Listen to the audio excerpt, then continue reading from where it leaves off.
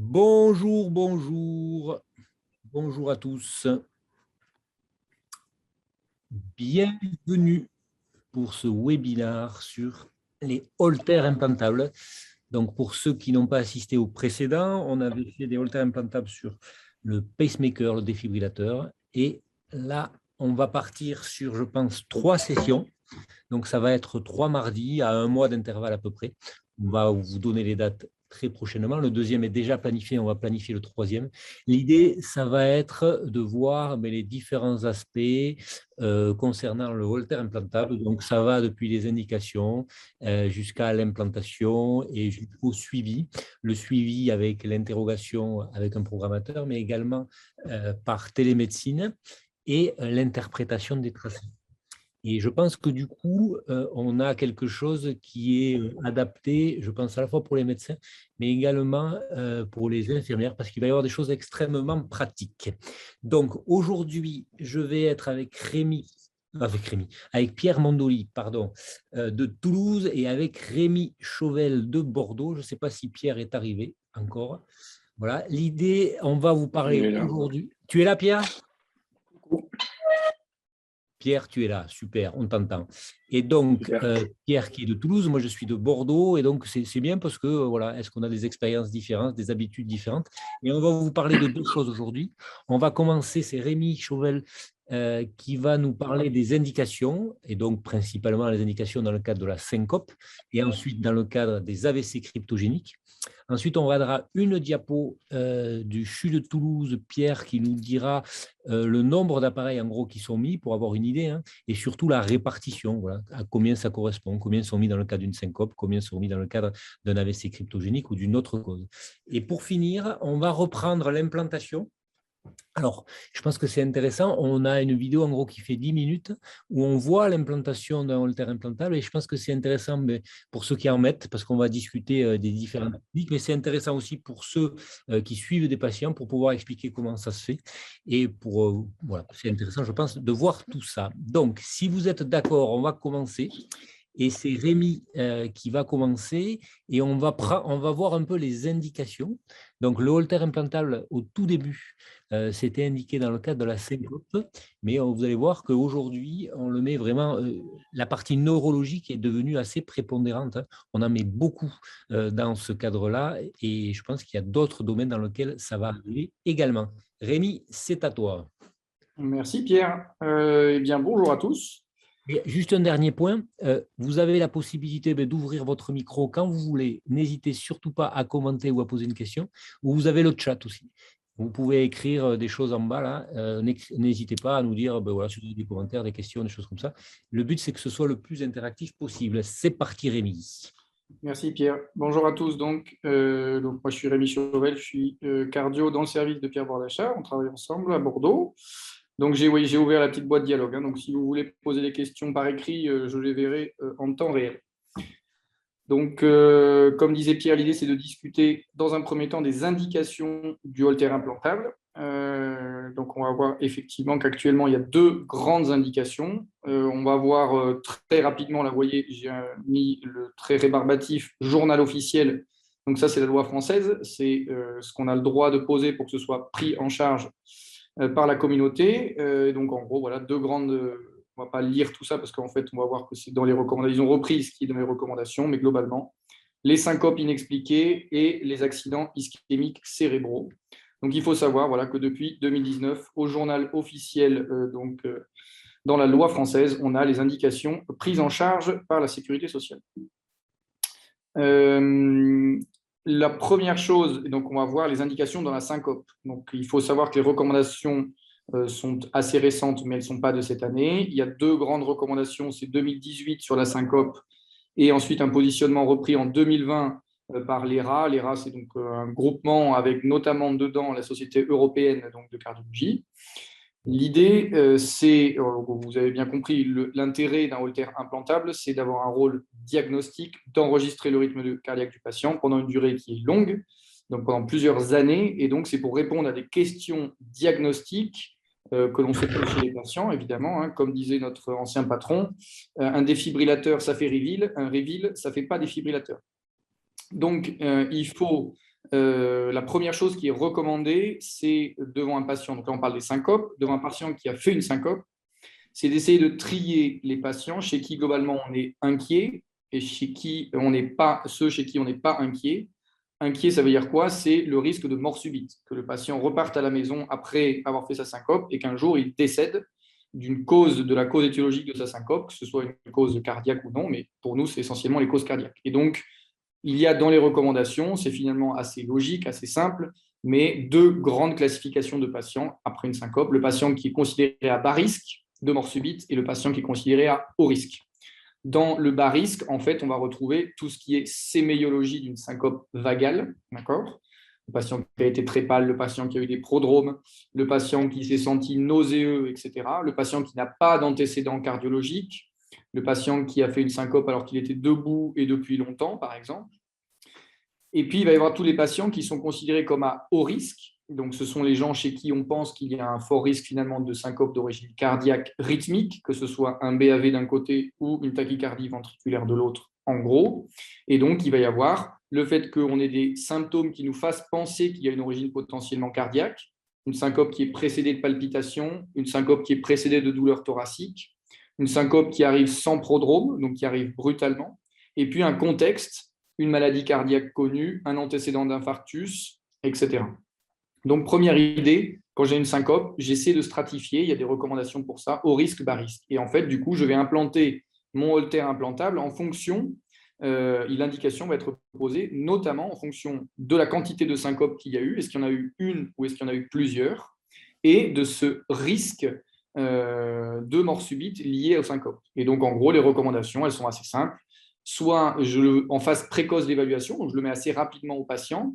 Quand le patient a fait des syncopes récurrentes, donc il arrive en disant qu'il a déjà fait plusieurs syncopes, dont on ne connaît pas l'origine après un premier bilan, et qui n'a pas de facteur de risque de gravité. Donc le patient qui est à bas risque, mais qui a fait plusieurs syncopes, c'est une bonne idée de lui mettre un reveal si on n'a pas compris ce qu'il fait. Le patient qui, au contraire, a haut risque, mais qui a fait une syncope, on peut se demander, si on n'a pas trouvé d'indication à un défibrillateur ou à un stimulateur cardiaque, on peut lui implanter un reveal pour comprendre l'origine de cette syncope unique parce qu'il il est à haut risque de mort subite. Donc voilà, je suis à bas risque, je suis à haut risque, j'ai fait une syncope, j'en ai fait plusieurs. Et il y a aussi un cas un petit peu à part. J'ai un patient qui a des syncopes qui ressemblent beaucoup à des syncopes vagales, donc qui ont comme ça l'air d'être des syncopes bénignes, qui ne nécessitent pas de pose de pacemaker à première vue, qui ne nécessitent pas de pose de défibrillateur, mais qui ont des symptômes sévères ou fréquents. Et donc, peut-être que ces patients font partie d'un rare groupe de patients avec des syncopes vagales chez qui il faut aller plus loin. On sait que dans de rares cas, on peut être amené à implanter un stimulateur cardiaque chez des patients avec une syncope vagale. Et donc, chez certains patients, ou alors parfois il va y avoir un doute diagnostique, chez certains patients avec une syncope d'allure vagale, si les épisodes sont très fréquents ou au contraire que les syncopes sont sévères, eh bien, on peut discuter l'implantation d'un reveal. Après, il y a donc là ce dont on ne parlera pas tout de suite, mais éventuellement donc une cause d'épilepsie suspectée, mais avec un traitement non efficace, et les patients qui font des chutes inexpliquées, on n'en parlera pas aujourd'hui. Donc voilà quelques petits exemples d'indications dans la syncope, des cas qu'on a retirés, nous, de notre expérience ces dernières années. J'essaie de prendre des cas un petit peu typiques, évidemment. Donc, le premier cas, c'est une femme de 50 ans. Elle n'a pas d'antécédent cardiologique. Elle ne prend pas de traitement. Sur 1 an, elle a fait 4 syncopes. Et puis, elle vient aux urgences pour une nouvelle syncope. Ce sont des syncopes qui arrivent à l'emporte-pièce, en position debout ou assise. Elle n'a jamais syncopé allongée. On lui fait un bilan étiologique. Donc, on lui fait aux urgences un électrocardiogramme, une échographie transthoracique. Donc, on est dans le cas, et donc ces bilans sont normaux. On est dans le cas où cette patiente a des syncopes récurrentes, elle en a fait 4, mais elle est considérée comme à bas risque puisqu'elle n'a pas de maladie cardiaque, elle n'a pas de symptômes inquiétants à type palpitation, douleur thoracique, etc. Et même si elle fait des syncopes sans prodrome, comme il n'y a pas de cardiopathie structurelle, elle n'est pas considérée comme à haut risque. Donc, comme elle en a fait plusieurs, on lui a implanté un Reveal Link. Et donc, quelques temps après, c'est un exemple, hein, j'ai pris bien sûr des exemples un petit peu parlants. On a aussi des patients que l'on suit chez qui les reveals n'ont rien révélé. Et donc, on voit un épisode voilà, qui est enregistré par l'appareil. Et on constate que, là, en l'occurrence, l'activité atriale est bien visible, les QRS sont bien visibles, et on va voir que la dame faisait en fait du bloc auriculo-ventriculaire du 3e degré, donc du BAV3, paroxystique. Et donc, on a implanté chez cette dame un pacemaker. Voilà un exemple donc assez typique de syncope dont on n'a pas l'étiologie, qui est considéré comme à bas risque, mais qui en avait fait plusieurs. Donc Rémi, si on résume, cette Oui. dame, on lui a mis un reveal en première intention, c'est-à-dire il faut qu'elle ait fait plusieurs épisodes. Quand elle arrive chez nous, elle n'a aucun critère de gravité. Elle n'a pas de cardiopathie. En gros, son électro est normal. Voilà. Donc là, on n'a pas d'indication au pacemaker, on n'a pas d'indication au défibrillateur. On pourrait faire tout un tas d'examens complémentaires. Le problème, c'est que ce qui a été bien démontré, c'est que ces examens, souvent, ils débouchent sur rien. On pourrait faire une exploration électrophysiologique, on pourrait faire un tilt test, on pourrait faire tout un tas d'examens dont la rentabilité, finalement, est très faible. On pourrait faire un Holter des 24 heures, mais si elle fait une syncope tous les 3 mois, par exemple, la possibilité d'avoir quelque chose, un diagnostic avec le Holter des 24 heures est très, très faible. Et c'est dans ce cadre-là qu'on va mettre le reveal en première intention, avant les examens complémentaires, parce que ça a un intérêt diagnostique et ça a un intérêt économique aussi. Finalement, le reveal, ça a un coût, mais la rentabilité de ça par rapport au diagnostic est bien meilleure que d'aller faire tous ces examens qui, au bout du compte, ne servent à rien. Mais ça, on s'est permis de le faire parce qu'elle n'avait on n'avait pas de diagnostic, on ne savait pas ce qu'elle faisait, mais par contre, elle n'avait aucun facteur de gravité au départ. D'accord? Donc, on met en première intention, avant de faire des examens, de façon à économiser et avoir un bon rendement diagnostique. Là, tu as d'ailleurs évoqué deux grands examens qu'on peut proposer dans le cadre du bilan de syncope, le tilt test, l'exploration électrophysiologique. Bien sûr, ce sont des examens, comme tu dis, qui ne vont pas être rentables si on part à la pêche chez tous les patients avec ces examens-là. Il faut bien comprendre la question que l'on pose quand on fait un tilt test ou la question qu'on pose quand on fait une exploration. Une exploration, on va mesurer le HV. Et donc, si le patient n'a aucun trouble conductif sur l'électrocardiogramme de repos, trouver un trouble conductif intra-haïtien sera rarissime. Et donc, il faudra faire énormément d'exploration pour en trouver un. Et de même que quelqu'un qui a des malaises qui n'ont pas l'air vagaux, d'aller essayer de reproduire un malaise vagal avec un tilt test, effectivement, ça n'a pas grande logique scientifique. Le tilt test, ce sera plutôt pour chez quelqu'un chez qui on est presque sûr que c'est vagal, mais il reste un petit doute. On reproduit les symptômes et encore la rentabilité du tilt test reste quand même discutée dans de nombreux cas.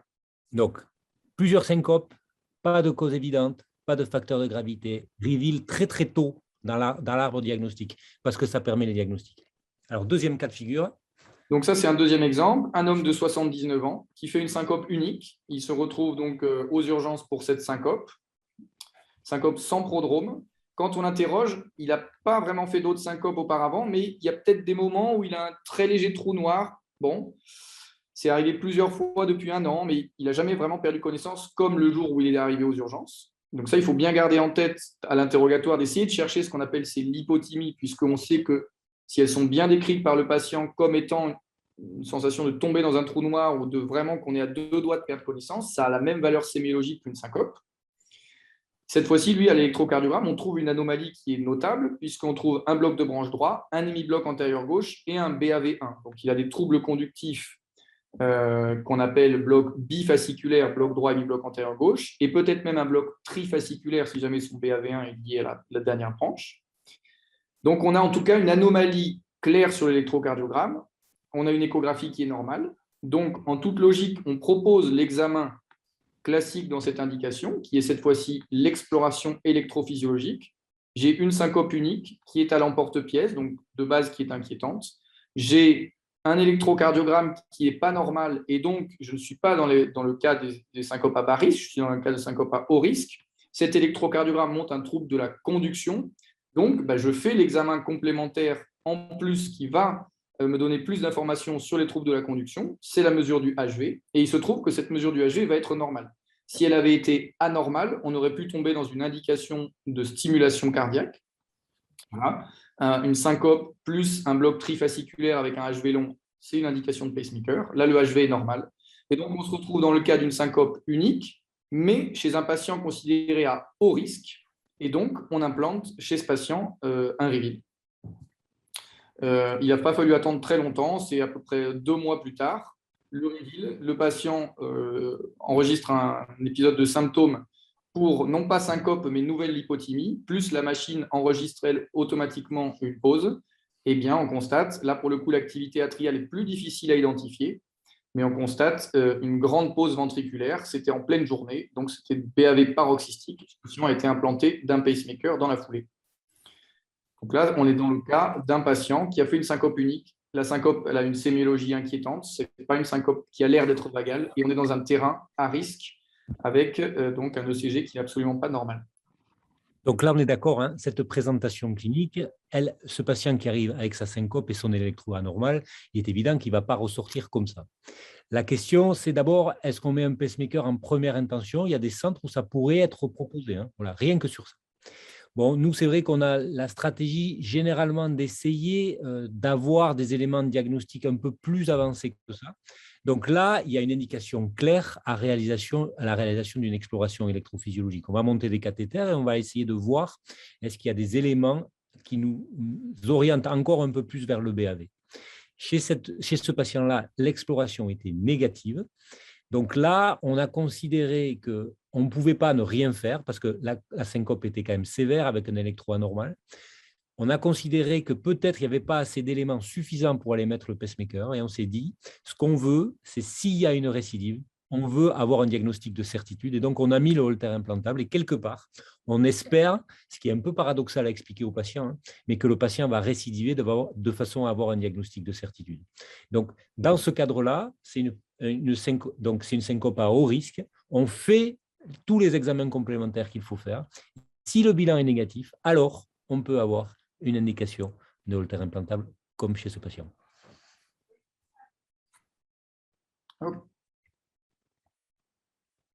Alors, petite anecdote, mais ça, c'est quelque chose qui n'arrive pas si rarement. Au passage, on a diagnostiqué chez ce patient des épisodes de fibrillation auriculaire asymptomatiques. Et donc, on a mis le reveal pour répondre à la question, ce patient a-t-il une syncope d'origine cardiaque? On a répondu finalement à deux questions. La première, c'était oui, puisqu'il fait du BAV paroxystique. Et la seconde question, c'est, eh bien, au passage, on lui trouve de la fibrillation auriculaire paroxystique, une espèce de bénéfice secondaire, ce qui n'est pas si rare que ça arrive. Et donc, on a évidemment en plus anticoagulé ce patient. Un troisième exemple que j'ai repris d'une dame qu'on a implantée, que je suis en consultation depuis 2 ans et demi. Elle avait 78 ans. Elle a été présentée aux urgences parce qu'elle avait fait 2 syncopes le même jour. La première, donc j'ai réécrit en gros ce qui avait été documenté lors de son passage aux urgences. La petite dame qui n'a aucun antécédent cardiaque par ailleurs était dans son jardin. Elle ramasse les feuilles. Elle est avec ses petits-enfants. Elle se relève un petit peu brutalement.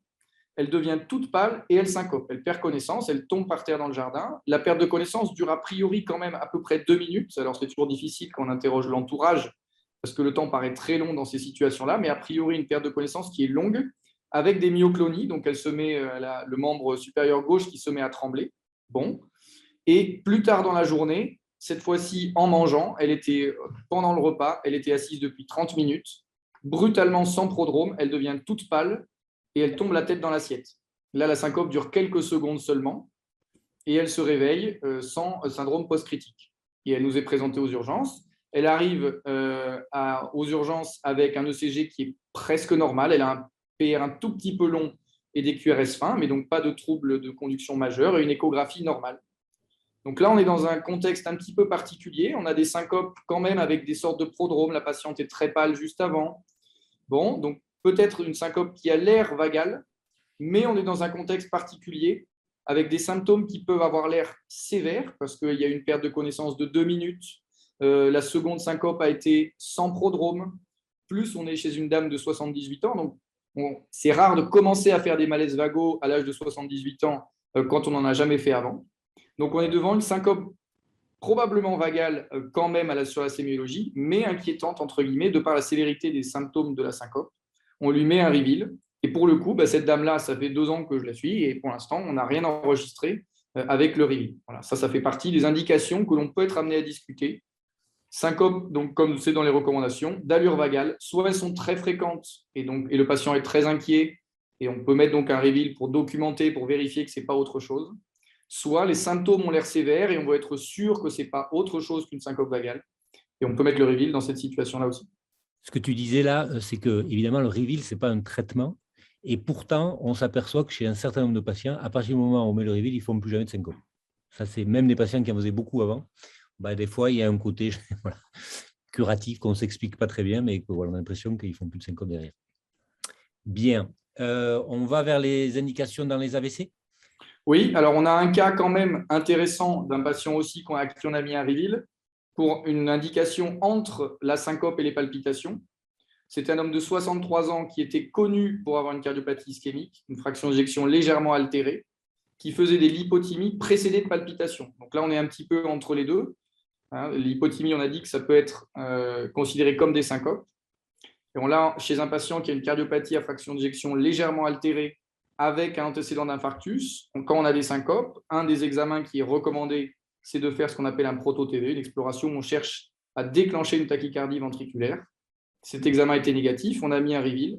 Le patient récidive de l'hypothymie et cette fois-ci, on enregistre le diagnostic redouté, on va dire, dans ces situations-là. Et donc, c'était bien de la tachycardie ventriculaire que faisait le patient. Et donc, on a implanté un défibrillateur chez ce monsieur. Donc là, à nouveau, on était dans un cadre à la fois palpitation, à la fois syncope, plus un patient à haut risque, puisqu'il avait déjà une cardiopathie ischémique. Donc là, le patient arrive, myocardiopathie ischémique, syncope.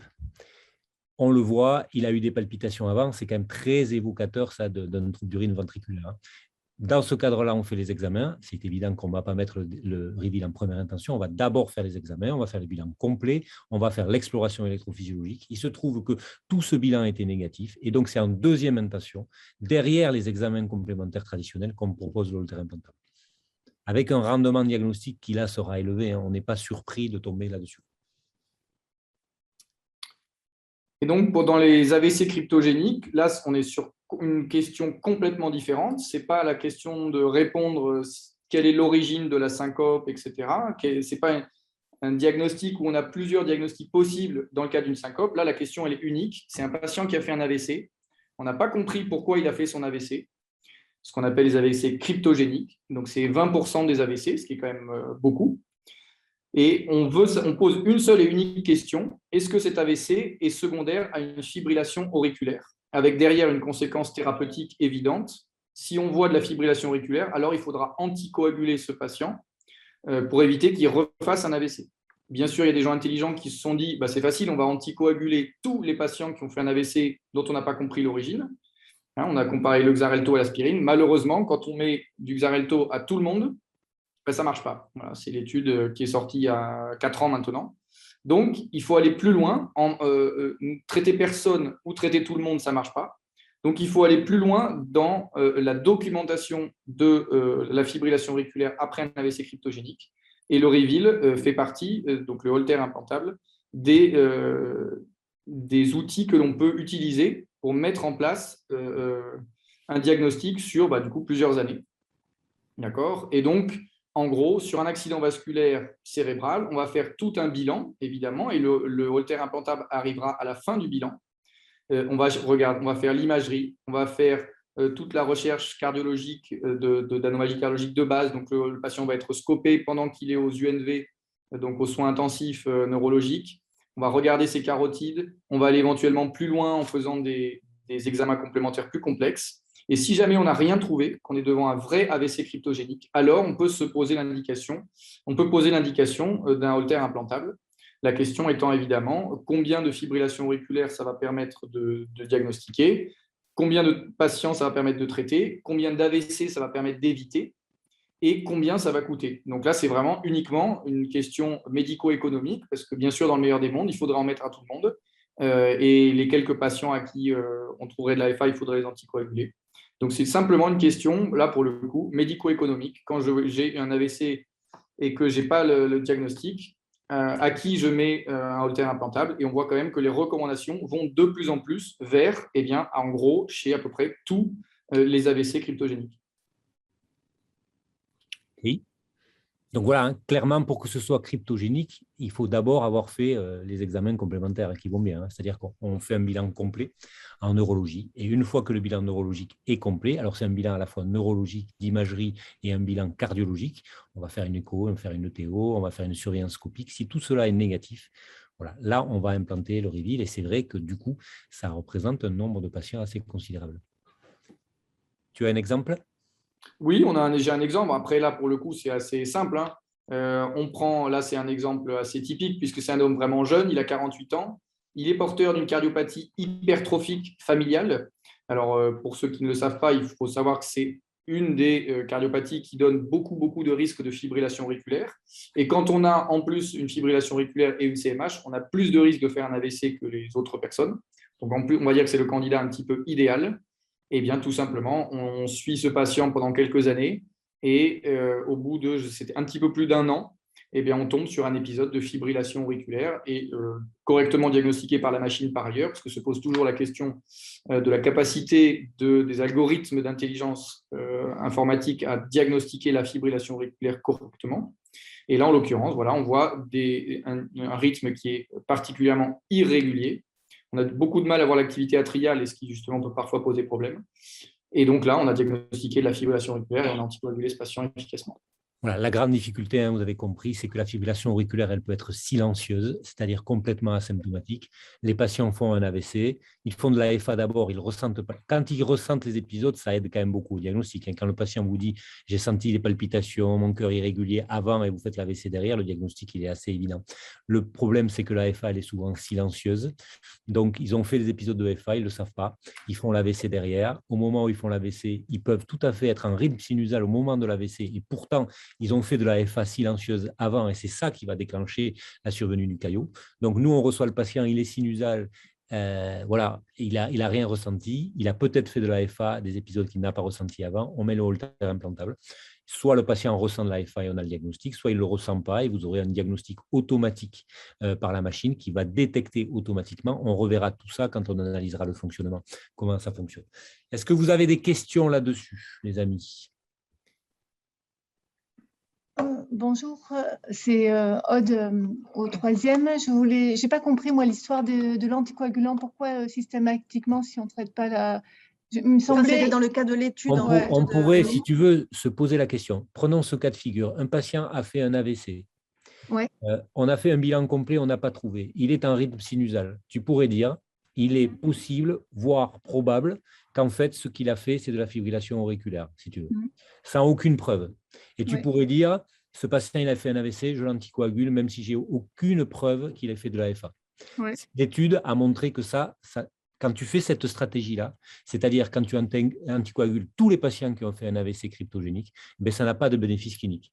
Parce que les inconvénients, il y en a aussi à mettre sous anticoagulant. D'accord. Tu vois, il y a des inconvénients et les inconvénients, finalement, sont équivalents aux avantages.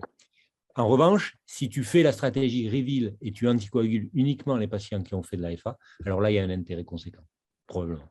D'accord. OK, merci. Pierre, tu es là? Ouais. Salut Pierre. Alors, je crois qu'on avait une question dans le chat. Oui. À partir de combien de temps de FA on considère qu'il faut mettre des anticoagulants? Là, on ouvre un énorme débat. Là. Ça, c'est un énorme débat et ce n'est pas la question du jour. On va revoir ça les prochaines fois, mais c'est un gros débat, sachant que je trouve que, si tu veux, la situation, quand tu as fait un AVC cryptogénique, ce n'est pas la même que quand tu n'en as pas fait. Si on prend un patient standard qui va faire de la FA, voilà. À partir de cas on anticoagule, pour moi, la question n'est pas du tout la même si le patient a fait un AVC cryptogénique et que tu diagnostiques de la FA, même très court. Donc, moi, j'aurais tendance, je ne vais pas vous donner de chiffres aujourd'hui, on en reparlera, ça va être un sujet important parce qu'on ne peut pas le faire rapidement, cette question-là.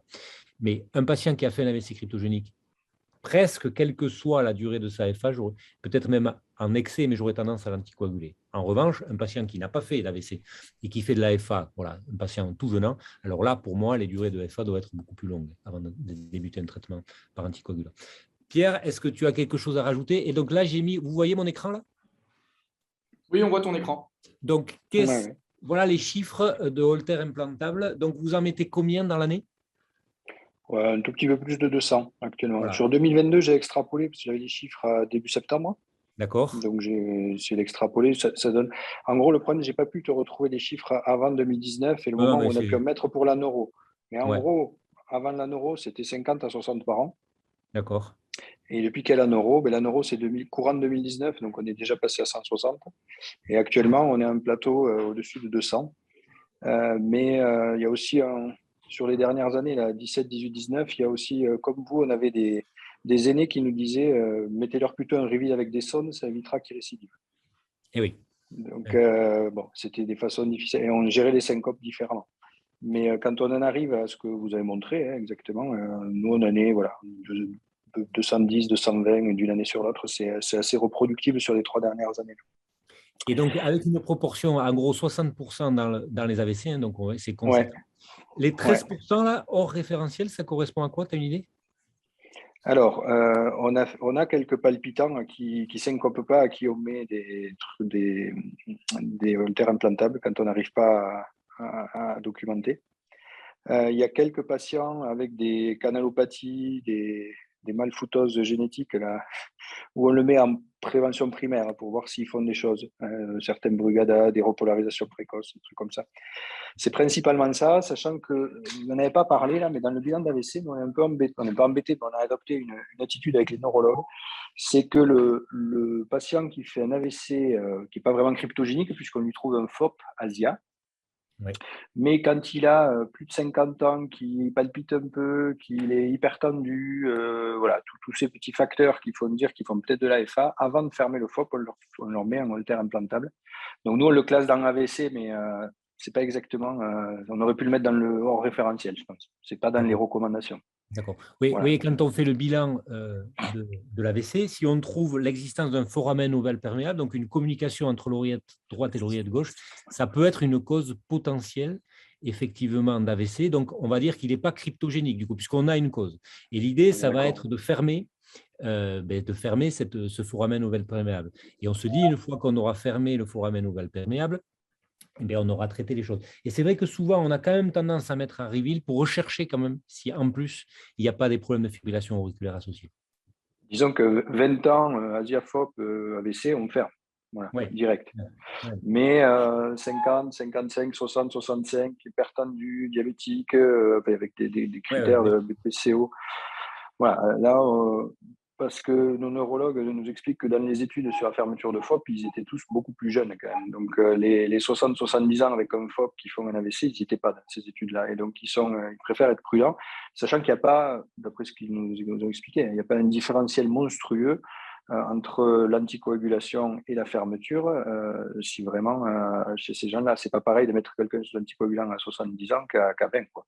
Donc, voilà, c'est pour ça que voilà, dans nos chiffres, j'ai essayé de réfléchir un petit peu à tout ce qu'il y a. En gros, c'est ce que vous avez dit au début, là, tous les exemples, on essaie de suivre ça. Et puis, il y a les FOP où on fait un peu différemment. Et on a un certain nombre, mais c'est dans les syncopes, il y a un service d'hypertension artérielle qui voit pas mal de dysautonomiques. Et souvent, ils tombent régulièrement.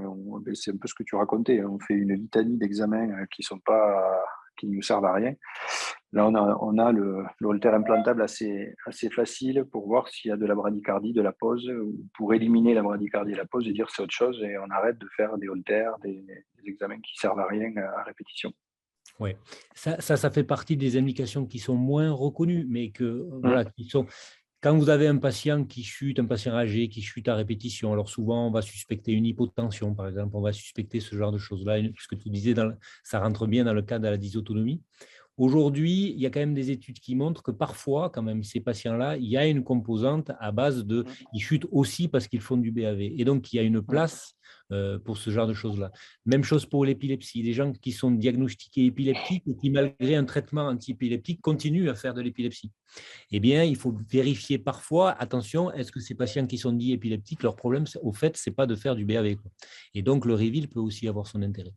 Après, sur la répartition, nous, on a exactement les mêmes choses que vous. On s'est organisé un peu plus tardivement avec la neurologie. On a commencé cette année. Et c'est vrai que le nombre de haltères implantables qu'on va mettre cette année va être au moins doublé, hein, parce qu'en gros, on en mettait quelque chose comme 70 jusqu'à présent par an. Et là, je pense qu'on va en mettre, je ne sais pas combien, mais entre 120 et 150 de plus. Voilà, on les met à Pellegrin. Donc, vous voyez, il pourrait y avoir la question de l'organisation, comment on s'organise par rapport… Nous, la neurologie, le service de neurologie est dans un autre hôpital que le service de cardiologie. Et du coup, on avait assez peu de rapports. Et aujourd'hui, on va sur Pellegrin. Ça se passe très bien. D'ailleurs, je ne sais pas s'ils sont là aujourd'hui, mais avec l'équipe infirmière et avec le cadre santé, ça se passe très bien là-bas. Et on met les haltères implantables là-bas. Et du coup, avec un bon rendement diagnostique, hein, on a quand même fait pas mal de diagnostics de FH chez ces patients avec AVC cryptogénique. Et du coup, ça a vraiment augmenté considérablement le nombre d'appareils que l'on met. Ça parle assez vite, je trouve, moi, le post-AVC. Ouais. C'est pour ça que C'est j'aime bien, moi, quand les reveals, ils ne sont pas mis trop tard après les AVC. ouais.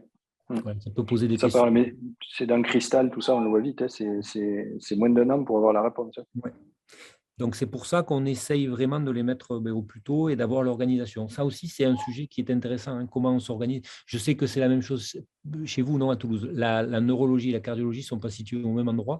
Et donc, Exactement. ça nécessite une organisation un peu particulière et que les gens se Ouais. Ça nécessite aussi, on croit beaucoup à la télémédecine dans ce cadre-là. Dans le cadre de l'AVC cryptogénique, c'est important puisque là, ça va être des diagnostics qui sont faits par la machine, en fait. Hein. Le patient, le plus souvent, elle est silencieuse, il est asymptomatique. Donc, voilà, si vous n'avez pas la transmission par télémédecine, mais vous ne saurez qu'il a fait de l'AFA que lors de l'interrogation présentielle. Si vous dites je ne fais pas de télémédecine pour ces patients-là et je les vois tous les 6 mois, vous avez un diagnostic tous les 6 mois. L'avantage de la télémédecine, voilà, c'est d'avoir un diagnostic quasiment immédiat, quoi. Et donc ça permet vraiment de rapprocher le moment du diagnostic, ça permet de débuter les traitements par anticoagulants et probablement de diminuer le risque de récidive. OK? Pas de questions? Non? Bonjour. Oui, bonjour. Juste deux questions, si vous me permettez. Juste Bien la sûr. première partie concernant le reveal dans le cas du sujet âgé avec bloc bifasciculaire, bloc droit et bloc antérieur avec le BAV1. C'est-à-dire si il y a des centres qui décident de les implanter d'emblée, Ouais. est-ce qu'ils seront hors recommandation? Non. D'accord. Et dans Non. le cas où ils n'implantent Et pas, alors, c'est ça, quand vous dites des centres, nous, par exemple, en fonction de quel médecin dans le service va le voir, on disait vieille école et nouvelle école, mais ce n'est pas obligatoire. Mais en gros, moi, je vais hésiter déjà dans ce cadre-là. Hein. Vraiment, bloc droit et bloc antérieur gauche, PR long, si c'est une syncope à l'emporte-pièce, je vais me dire quand même, le fait de mettre un pace, ça, en première intention, ne me choque pas. Voilà, le fait de faire l'exploration et d'aller mettre un reveal derrière ne me choque pas non plus. Mais l'autre cas de figure, on est pour moi sur du 51-49 et en fonction de la présentation du patient, de la degré, est-ce que vraiment il a chuté, est-ce qu'il s'est fait mal, tout ça, ça peut influer, faire penser la balance d'un côté ou de l'autre. D'accord. Si vous me permettez une deuxième question concernant la charge de l'AFA quand on interroge le pacemaker ou le reveal, à partir de quel pourcentage on dit il faut l'anticoaguler? Ou est-ce que c'est discuté comme la durée de l'AFA? C'est la même chose. Là, c'est vraiment un sujet. Si ça ne vous ennuie pas, on va y revenir une autre fois parce que ça mérite vraiment un débat. Je ne peux pas vous donner une valeur. Mais une fois de plus, si le patient a fait un AVC au préalable, voilà. Partant du principe, on a mis un reveal pour syncope. Le patient n'a jamais fait d'AVC. Je tombe sur de l'AFA. OK, je vais voir si je vais traiter. Un patient qui a fait un AVC cryptogénique et qui fait de l'AFA, là, je vais traiter vraiment pour des épisodes extrêmement courts. Quand vous discutez avec les neurologues, ils vous disent, par exemple, ton appareil, il peut diagnostiquer l'AFA au bout de combien de temps? 30 secondes, 1 minute, et ils vont vous dire, bien moi, je veux que tu mettes tes alertes au plus bas possible. C'est-à-dire que je veux que tu me dises s'il fait de l'AFA de 30 secondes ou de 1 minute. Et si c'est le cas, le neurologue, c'est ce qu'il nous dit chez nous. Je voudrais que tu les anticoagules. Et nous, on a tendance à dire peut-être que non, on veut attendre. Par exemple, moi, je ne sais pas de façon complètement arbitraire. Hein. Je ne dis pas que j'ai raison, c'est pour ça que c'est compliqué. Mais moi, je dis, je programme 6 minutes. C'est-à-dire que si l'épisode fait plus de 6 minutes, eh bien, dans ce cadre-là, je vais anticoaguler. Et on verra aussi un autre point, quand vous mettez un holter implantable, il y a des diagnostics automatiques de FA. Ce qu'il faut faire attention, c'est qu'il y a quand même beaucoup de faux positifs. Voilà, des faux diagnostics de FA. Si vous mettez une limite à 30 secondes ou 1 minute ou à 6 minutes, vous avez moins de faux positifs qu'à 1 minute. Vous voyez, et donc, vous allez diminuer considérablement la charge de travail des gens qui sont en charge de faire la télémédecine aussi. Donc, c'est un équilibre entre tous ces plans-là. Voilà. D'accord. Voilà. Oui. Au-delà de 6 minutes, c'est sûr que je vais anticoaguler. Maintenant, si je vois un truc au-delà d'1 minute, Pierre, tu as un chiffre à donner? Non, mais je suis en discussion avec les neurologues, on est extrêmement large sur l'anticoagulation à partir du moment où il y a quelque chose d'un peu soutenu. Alors, le un peu soutenu, ça peut être 1 minute, 35 secondes, si vraiment tout le bilan. En fait, si on est vraiment sur du cryptogénique, ils nous disent qu'est-ce que vous voulez qu'ils fassent d'autre, et on est assez large. Voilà. Mais je ne dis pas qu'on a raison. Hein. Les neurologues, on pourrait s'attendre à ce qu'ils soient, alors c'est surtout les neurochirurgiens qui sont au courant quand même des problèmes d'hémorragie cérébrale, par exemple, donnés par les anticoagulants. Et moi, je m'attendrais à ce que les neurologues soient parfois un peu réticents à ce qu'on mette des anticoagulants assez largement. Bon, sur les neurologues avec qui j'ai discuté, dans le cas de l'AVC cryptogénique, ils ont à l'inverse plutôt tendance à vous dire le moindre épisode de FA, pour eux, il me semble, alors à Toulouse, ça a l'air d'être pareil qu'à Bordeaux, il faut y aller, quoi. Il faut anticoaguler parce qu'ils vous disent, nous, on a tout cherché, qu'est-ce que vous voulez que ce soit d'autre, en fait. Voilà. Ouais. Merci. Si, juste sur la diapositive de tout à l'heure, de la présentation, dans les recommandations, il y a un petit texte en dessous qui dit qu'un épisode de FA, c'est sur un ECG ou sur un ECG une piste, c'est plus de 30 secondes, si mes souvenirs sont bons. Oui. Hein, sur les diapos de Rémi, là. Donc, nous, chez les mecs qui ont fait un AVC, ils sont clairs et je te rejoins totalement. Autant, souvent, ils sont aux frais pour beaucoup de choses, mais alors là, c'est larga manu. Ouais. La FA, un minimum pour un diagnostic de FA, de toute manière, c'est 30 secondes. Hein. Voilà. Tout à fait. Okay.